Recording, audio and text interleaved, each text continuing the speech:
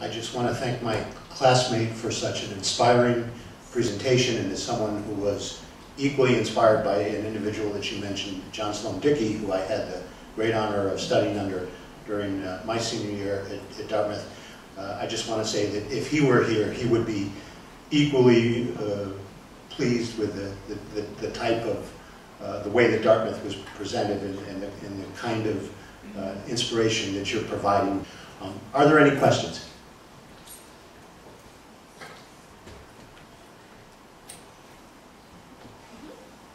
When you mentioned, do I have to say my name? No. My name is Dinita Bica and I work as a faculty office manager. And I just wanted to know more, when you mentioned heavy metals in water, can you give us idea how, you know, I mean, how is it in US, let's say, the water has less heavy metals than in Kosovo? Yeah. What is the impact of that? So it's such a good question. In a lot of places of Europe, actually it's not just Kosovo, there are many areas in Europe that have heavy metal pollution. And as you probably know, much of that heavy metal pollution is being produced by smokestacks that are putting it into the atmosphere, and as it goes into the atmosphere, it's being distributed back on the land. And it comes, there's two different types of pollution. We sort of separate it. There's the pollution that comes from the smokestack and stays pretty close to home and gets dumped close. And that can be addressed best by putting filters on the smokestack. You know, you have a pretty good, we actually know how to do that. That many filters exist. These old plants often need to be updated. It's not inexpensive to do it, but it is a problem that absolutely does not have to happen. We don't have to have a single person getting polluted by chromium, cadmium, any of those things from those smokestacks. Now going forward, even when we put those filters on, we're going to have to clean up that soil, and in some cases you can put bacteria on the soil that will consume the contaminant, and this has been happened in the United States. In a lot of places there would be leaking oil tanks that came out of gas stations, petrol stations, and so they can populate those petrol stations with oil-eating bacteria that can actually in 3 to 5 years clean up the soil. I mean, so there are examples like this. So in the states where they've cleaned it up, we've addressed it mostly through filtration. But we're not that good. Different filters for different chemicals, so we tend to do chemical by chemical. New filter, new filter. So for example, right now we're not stopping mercury. Mercury comes from coal. It comes from what we call dirty coal. There are clean types of coal and dirty coal. When you do a coal-fired plant, most of the mercury in the world is coming from coal-fired plants, primarily now in Asia because there are so many of them, but also in Europe, parts of Canada. There aren't that many in the United States producing coal anymore that hasn't been filtered. But when it gets up in the atmosphere, mercury now doesn't tend to just make a shadow close by.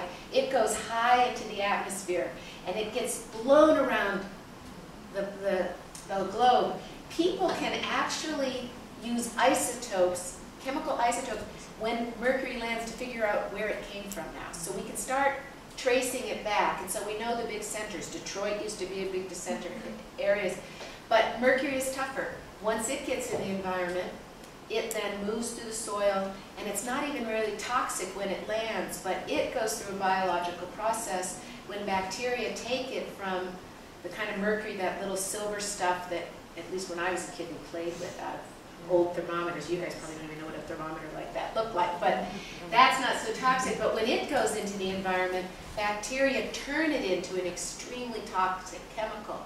So the only way to deal with mercury, again, is to stop it at its source. So the answer to most of those is stop it at its source. And then we're going to have, in some cases, 20 to 50 years of continued pollution through the environment. But things like lead, things like mercury, things like arsenic slow down pretty fast. That environmental contamination diminishes quickly. So even if you stop it at the source now, it will be there, but at dangerous levels, it will decline rapidly. So that's what people are doing. The problem is the will. You know, and in places, I don't know about here, but in the United States where I live, people all drink out of individual wells. So most of them don't have access to, if you get your water from a single municipal water source, it's easier. You can clean the water source. There are technologies to clean all the water that comes out of a reservoir. It's when people have to get their individual water that it's still much harder. But so I think there's a lot of hope for being able to do it. And in some ways, you can start working on it before you fix the filters by fixing the water and getting people to drink from a common water source where that makes sense. And if not, distributing the filters into the areas. But one thing you don't want to do is have mothers and children drinking contaminated water, because it's deadly to children, and if it doesn't kill them, it stunts their mental development. It does all sorts of things to people that there's just absolutely no reason. There is no reason for that to happen anymore. So those filters could be a solution for crossover too? I think so. You know, I wish I knew more. This is something that I think you could get good advice, but do people drink primarily out of the municipal water? Absolutely. Now, Most. It depends. so again, you'd have to look at the municipal water and determine how, you know, I don't know how old the pipes are. Some of these things come from damaged pipes, and, you know, so it would take time, and you'd have to figure out how to do it. You could, though, I think, even think about having filters. If I knew what the real contaminant was in the water, you probably could even get filters out to the houses. You know, it just really depends the source. It'd be wonderful if every mother, every pregnant mother, could somehow be given a filter for their water. Now, people would have to be then educated to change the filters, not be, I mean, these all take things, but they are doable. There is capacity to do that. So if you have to go all the way out to the house, you got to put the filter on the water. If you can go back to the municipal thing, you have to figure out how your system can get cleaner, and eventually you got to get the source cleaned up. But there are technologies for every step of the way, some of them less expensive than others. So I think there's a lot of hope for that here. I really do. Any other questions? I'm Kilma Kandilli, and I'm a sophomore student. I have a question about genetics. You're in the environmental knowledge part. Okay, genetics is my favorite science field, and I read a lot about what's happening, and sometimes it feels like people are figuring out how far genetics is going, considering that it's a relatively old science, is growing really fast. What's your prediction on genetics in the future? And sometimes it feels like in the past, when it was religion versus science, and it has raised a lot of ethical questions like cloning and gene therapy. So I just wanted to know your opinion. Wow, well, great. Congratulations to you getting up and coming and already reading all about genetics. It's capacity to sequence things that would have taken $10 million and 10 years to do 5 years ago. So this is one of those things like IT. It's exponentially changing. So we are going to have access to information like never before, and we aren't going to know what the heck to do with it. First of all, we're not going to understand it. Just knowing the sequence, the DNA, tells you almost nothing. People have been trying to find the gene for intelligence, and that's a pretty unintelligent thing to figure out, because it's not a single gene. It's going to be something much more complex, a million, you know, many genes interacting, and social and environmental. So in a way, we're getting a lot of technologies, and we're learning things, but some of the old things we already knew anyway. So it's a wonderful case of what happens in the early development of technology. But personalized medicine, I do think, is one of the big areas. And I think there will be positive benefits to that. If they can do some genetic screening in advance, what they're trying to look for are risk factors, so that you know that you're at risk of certain sorts of things. If you knew, and a lot of you probably smoke, so because I don't smoke, I'm going to make an anti-smoking campaign here. But it's not good for you. But it's worse for some of you than others. You know, some of you will smoke and live to a ripe old age of 99. But others of you will die of smoking-related illnesses young. If you had some knowledge of the propensity that you had for that kind of risk, it might truly change your interests. So right now, the best thing to do is not smoke, because you don't know that. But there will be other sorts of things that we will learn that will help us be able to help people avoid risks. And I think that's important, but then it starts immediately getting into gray areas of ethics. You know, do we use this to predetermine traits of our children and all these sorts of things? And that's why your society needs to understand it, because if you don't understand it, how can you possibly have reasonable conversations about it? So I think genetics is the classic area where it's to everyone's interest to know enough that you can participate in those meaningful and big questions. Because they're there, you know, and it has security issues, it has privacy issues. Do we want every time I touch a desk someone to be able to trace it? I mean, there are just so many things coming forward on that, and they're not far away at all. This is all really close. Now, we haven't cloned humans. In the United States, we have set lots of laws in place to make that illegal, but there are places around the world where people are working on that. Personally, that's shockingly frightening to me, but everybody has to make an ethical, that's going to be a subject that we should be able to talk about as a society, and not just a local community, but a global society. So these are, you know, maybe science and technology will teach us to talk to each other, but I hope so, because these are some really exciting questions. Very exciting fields to go into. I thought that at the end of that last question you touched on a really interesting issue, which is the potential for conflict between religion and science. You know, we as Americans differ greatly from Europeans, I think, in that we are much more likely to have a strong faith in God, whatever religion we nominally belong to. And we also have a much greater willingness to believe in, to have faith in markets, and free markets. And I think it's quite possible to argue that both of those are failing humanity at the moment. That religion, organized religion, is failing. I can think of examples like the catastrophic consequences of the Catholic Church's opposition to any form of population control in countries like the Philippines or Haiti, and the disastrous environmental consequences of the market's failure to price pollution. Do you think that there's, as a scientist, that there's a conflict there between science, religion, and the markets? And can science save the planet? Well, science can't save the planet. People have to save the planet. So that's where I think these conflicts have to play out. I think there are technologies. I don't think all things will be possible. I had a person say to me, well, we don't have to worry about loss of biodiversity as long as we've kept seeds and we'll be able to recreate every species. I think that's that's a laughable dream. I don't think, at least not in any time I can imagine. So not everything will be possible. I do think we will have technologies to do lots of things. But we won't get them if people don't create them, and we certainly won't apply them in any kind of fair and equitable way if we haven't figured out how to negotiate the relationship between what people care about and what the markets and science can enable. So science is not ethical or unethical.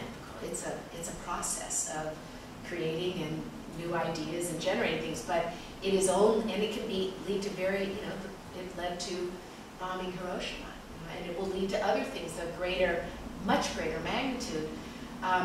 So I do think it's all about deciding as people what we want to do with it and how we want to do it. And yes, there's an enormous conflict. I think in the States the conflict, and probably here, is less about religious belief, although it seems to play out that way, but it's often about lack of understanding. I do think the uneducated view of science and technology is immense. And so people have no idea truly about what it means to even understand data anymore. And so we argue about things like changing climate, not based at all on what the evidence tells us, but based on whether we think we should like it or not, because we believe to a certain belief system. So much of this will have to come through people being able to understand it enough to then use their own ethical systems and judgments to evaluate it. That does put us at the mercy of the markets, because the markets don't have that ethical, they're in a sense, I can look at them as a chance to make money, and what drives it is a very different set of criteria than what might drive whether I want to put something to place in my own home. But if we don't understand it enough to know if it's harmful or not, we aren't going to control it when it's creating jobs and making money. So I think I think they aren't necessarily in conflict, but they're all operating independently of each other, what makes it appear as though there are conflicts that instead should be synergies. But this is true, I think it also makes people look at something like science and say it's godless. That's very big. And what a scientist says, if a scientist argues something, then they say science is it, rather than that individual. So we're all mixed up on what is the discipline, what is the person, what is the market. We have just a lot of ill-considered thinking going on that's making that a big battle. I think we have time for one more question, and then I'm hoping that the provost will be available if anyone has individual questions. Mike? Could you say something about the northern hemisphere, southern hemisphere, the rich-poor divide in access to new technology, where you think that may end up being this? Yeah. Sorry for a big one at the No, I think it's a really good question. So the haves and the have-nots technologically. access to it. What prompted my question is Ray Kurzweil at MIT has this notion that this exponential increase in scientific technology might lead to a place where we're going to all be able to live forever, because the medical technologies will be in about 20 more years at a level where that kind of thing could happen. And then the question is, well, if we actually develop such kind of science fiction-based technologies, well, who's going to have access to them? Yeah. Who's going to be able to afford to have access to them? Okay. And how do we do this ethical discussion about? So Well, I think a couple of, there's countervailing forces on this one. I think this is really important. And it has also to do with the aging populations and non-aging populations. I mean, we've got battle lines building up, about who's going to be getting access, who is going to be having wealth and resources, and what are we going to have different individuals do. I mean, all these things are very important. I don't actually think we're going to be living forever in 20 years. But, lifespan will probably increase, but it's not, and people are healthier longer, but that seems less likely to change that quickly. One thing technology has already done is become an equalizer rather than a separator. Some people say that the advance of IT is like 3 other major times in human history where we saw the democratization of knowledge. The first one probably being the written word, and then the printing press, which suddenly took it out of the hands of a few elite, usually monks, and put it in the hands of many people, and then spread it. That changed economic status and democratization enormously. The second was the Industrial Revolution, which was another time of educational democratization, when many more people started to learn to read. It completely changed things, and IT. So no matter how much we want to own the technology, there are more people in Europe having cell phones than there were in America having cell phones, and you've got better ones here too. So there are certain cases where actually the second to advance is advancing more rapidly. So I think the question is out yet as to whether technology will actually counter these disparities or increase them. The medical technologies too, as they get cheaper and cheaper, they become more widely distributed. I think it may be more a question of will. Will certain economies actually think to protect themselves up against environmental degradation? Because I think the countries that are most successful in the next 20 years, in a funny way, are going to be the ones that actually decide to preserve their forests. Because when there's only a few forests left, those become really valuable, or preserve their water, and it's going to be the ones that go willy-nilly into technology and destroy their environment that are going to end up the haves and have-nots. And I don't know how that's going to distribute based on current wealth. I think these are great questions. I hope you all talk about it in your classroom, because they're really wonderful. But thank you for asking. Boy. I'd just like to thank you once again Thanks. for just an extraordinary presentation.